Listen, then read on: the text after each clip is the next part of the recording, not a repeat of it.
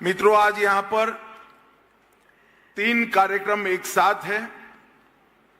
आज के ही दिन एनडीआरएफ की स्थापना हुई थी। आज एनडीआरएफ का 20वां स्थापना दिन है। ఈ రోజు ఇక్కడ మనం 3 కార్యక్రమాలు నిర్వహించుకుంటున్నాము.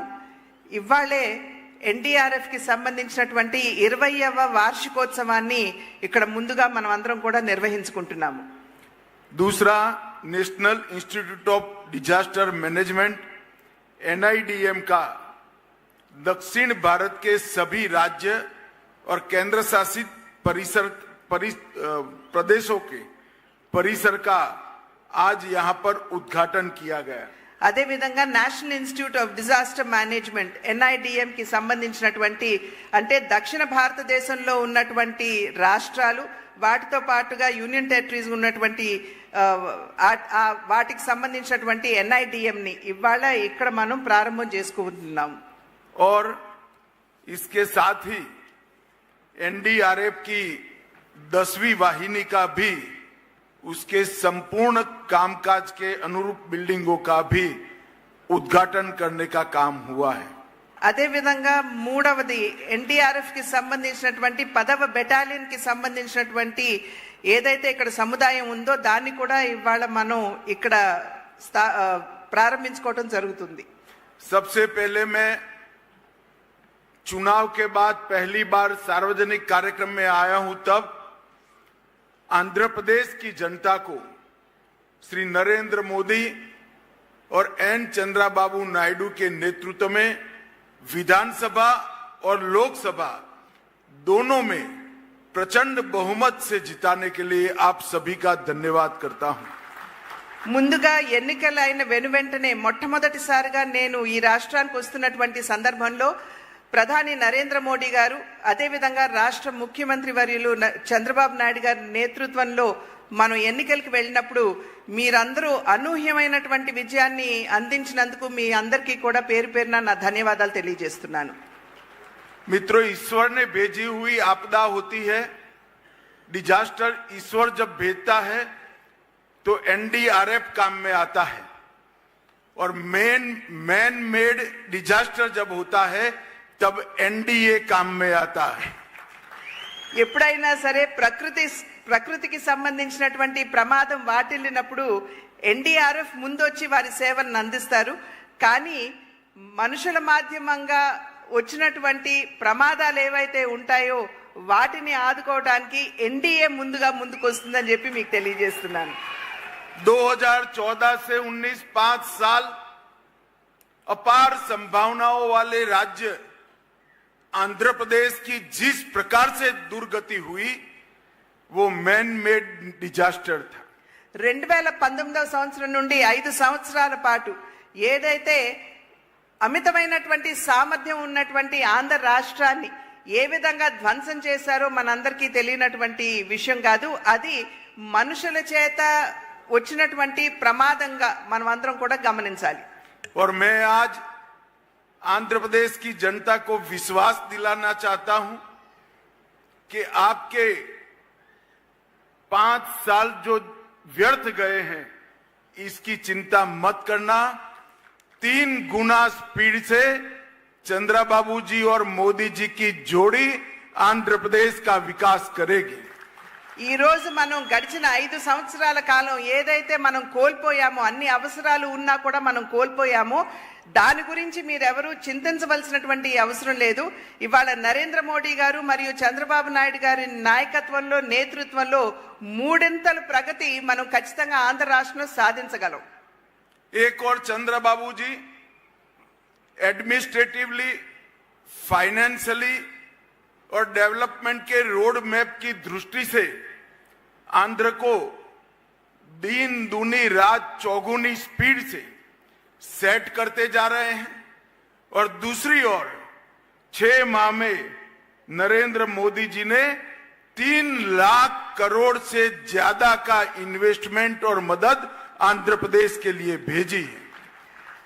అటు పరిపాలన దక్షత, అదేవిధంగా ఆర్థిక పరంగా కూడా ఆంధ్ర రాష్ట్రాన్ని ముందుకు తీసుకువెళ్లేటువంటి సామర్థ్యం ఉన్నటువంటి ముఖ్యమంత్రి చంద్రబాబు నాయుడు గారు ఇక్కడ ఉన్నారు. వారు రేయింబవళ్ళు కూడా ఏ విధంగా ఆంధ్ర రాష్ట్రాన్ని గాడిలో పెట్టాలి అనేటువంటి అంశం మీద వారు దృష్టి కేంద్రీకరించడం జరిగింది. రెండో వైపును చూసినట్లయితే దేశ ప్రధాని అయినటువంటి నరేంద్ర మోడీ గారు ఈ 6 నెలల కాలంలోనే అధికారంలోకి వచ్చి 6 నెలలే అయింది. కానీ దగ్గర 3 లక్షల కోట్ల మేరకు ఆంధ్ర రాష్ట్రానికి సంపూర్ణమైనటువంటి సహకారాన్ని అందించారనేటువంటి విషయం గమనించాలి.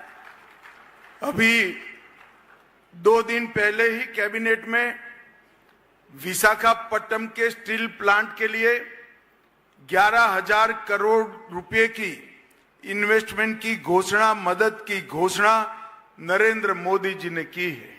ఇంతకు ముందు 3 రోజుల క్రితమే కేబినెట్ లో తీసుకున్నటువంటి నిర్ణయం మాధ్యమంగా మన రాష్ట్రంలో ఉన్నటువంటి విశాఖ స్టీల్ ప్లాంట్ కి, వైజాగ్ స్టీల్ ప్లాంట్ కి 11,440 కోట్ల రూపాయల మేరకు సహాయాన్ని అంటే సపోర్ట్ ని ప్రకటించినటువంటి విషయం మనందరికీ తెలుసు.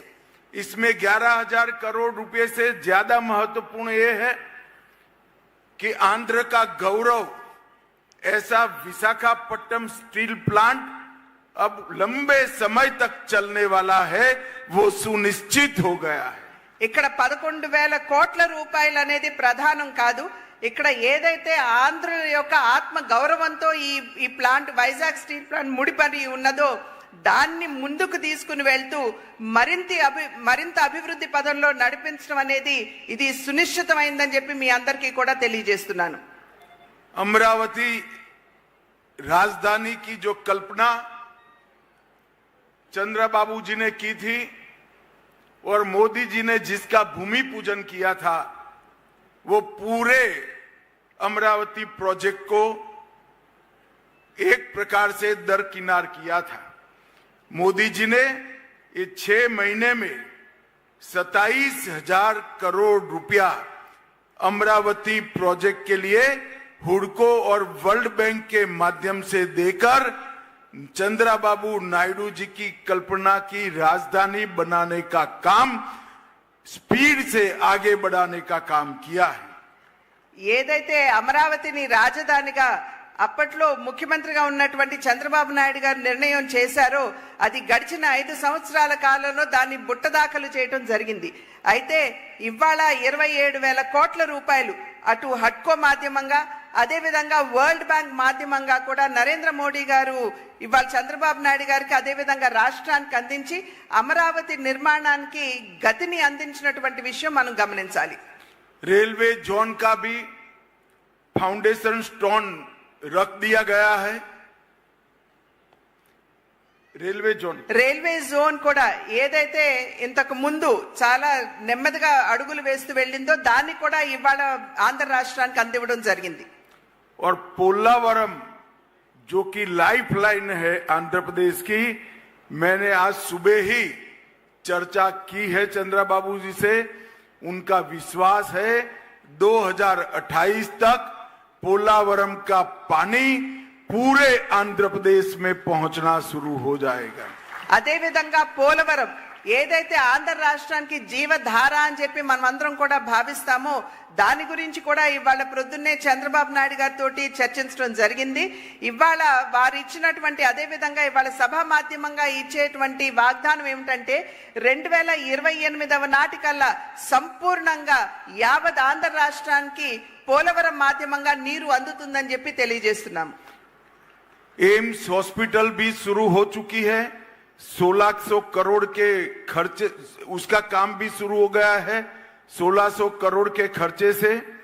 और विशाखापट्टनम को ग्रीन हाइड्रोजन के कैपिटल बनाने के लिए 2 लाख करोड़ के इन्वेस्टमेंट का प्लान नरेंद्र मोदी जी ने शुरू किया है. అదేవిధంగా రాష్ట్రంలో AIIMS hospital, all India institute of medical sciences ఏదైతే ఉందో 1600 కోట్ల రూపాయలతోటి దాన్ని ఇక్కడ ప్రారంభం చేయడం జరిగింది. పని కూడా జరుగుతున్నది. అదేవిధంగా విశాఖపట్నంలో గ్రీన్ హైడ్రోజన్ ఎనర్జీ ఏదైతే ఉందో దానికి సంబంధించి దగ్గర 2 లక్షల కోట్ల రూపాయల మేరకు అక్కడ డబ్బులు పెట్టడం జరిగింది. लगभग 1,20,000 करोड़ के हाईवे और इंफ्रास्ट्रक्चर के प्रोजेक्ट भी इसी 6 माह के अंदर अप्रूव हुए हैं। దగ్గర 1,20,000 కోట్ల రూపాయల మేరకు హైవేలు కావచ్చు, లేకపోతే ఇతరత్రా కావాల్సినటువంటి మౌలిక సదుపాయాలు కావచ్చు, వాటన్నింటికి సంబంధించినటువంటి పనులు ఇప్పుడు ప్రారంభమయ్యాయి ఈ 6 నెలల్లోనే. अंत में मैं इतना ही विश्वास दिलाना चाहता हूं कि केंद्र की नरेंद्र मोदी सरकार और स्वयं हमारे प्रधानमंत्री जी आंध्र के विकास के लिए चंद्रबाबू नायडू के साथ चट्टान की तरह खड़े हैं। అదే విధంగా నేను ఇవాళ చివర్లో ఒక మాట నేను చెప్పదలుచుకున్నాను మీ అందరికీ. కేంద్ర ప్రభుత్వం ఏదైతే ఉందో అదే విధంగా నరేంద్ర మోడీ గారు సైతం ఆంధ్ర రాష్ట్ర అభివృద్ధి కొరకు రాష్ట్ర ముఖ్యమంత్రి వర్యులైనటువంటి చంద్రబాబు నాయుడు గారు వెనక ఇంచుమించుగా ఒక కొండలాగా వారి అండదండలు అందిస్తూ నిలబడి ఉన్నారు అని చెప్పి తెలియజేస్తున్నాను. मित्रों, NIDM की स्थापना तो कब से हुई थी, परंतु 10 साल के अंदर NIDM में महत्वपूर्ण गतिविधि आगे बढ़ाने का काम नरेंद्र मोदी जी के नेतृत्व में हुआ है। NIDM ఏదైతే ఉందో 10 సంవత్సరాల క్రితం ఇక్కడ స్థాపించడం జరిగింది. అప్పటి నుండి నేటి వరకు కూడా అద్భుతమైనటువంటి పనితీరు వారు చూపించారు. నరేంద్ర మోడీ గారు కూడా అన్ని విధాల NIDM కి వారి సహకారాన్ని అందిస్తున్నారు. डिजास्टर मैनेजमेंट का काम ट्रेनिंग के अलावे हो ही नहीं सकता, ऐसा मेरा दृढ़ मान्यता है। NIDM యొక్క పని ఏదైతే ఉందో, వారి పని పరిమితి ఏదైతే ఉందో, అది డిజాస్టర్ మేనేజ్మెంట్ కి సంబంధించినటువంటి అన్ని విధాల శిక్షణ ఇవ్వటం దాని వరకే పరిమితం అవుతుందని చెప్పి భావించడం లేదు. और शायद ही कोई एक काम के अंदर इतने अलग अलग प्रकार के डिपार्टमेंटों की एक साथ ट्रेनिंग और कोऑर्डिनेशन की जरूरत पड़ती होगी। ఒకే చోట ఏదైనా ఇటువంటి వైపరీత్యం వాటిల్లినప్పుడు అన్ని వైపుల నుండి కూడా క్షతగాత్రులకి వారి యొక్క సహకారం అందించవలసినటువంటి అవసరం ఉన్నటువంటి సందర్భంలో అనేక డిపార్ట్మెంట్లు ఒకే చోట ఉండి మరి సమన్వయంతో పని చేసుకుంటూ ముందుకు వెళ్ళవలసినటువంటి ఆవశ్యకత ఉన్నది. ग्राम पंचायत, पुलिस स्टेशन, NCC और स्काउट के कैडेट से लेकर भारत सरकार तक हर जगह पे कोऑर्डिनेशन से काम होता है, तभी सीमलेस डिजास्टर मैनेजमेंट जमीन पर उतरता है।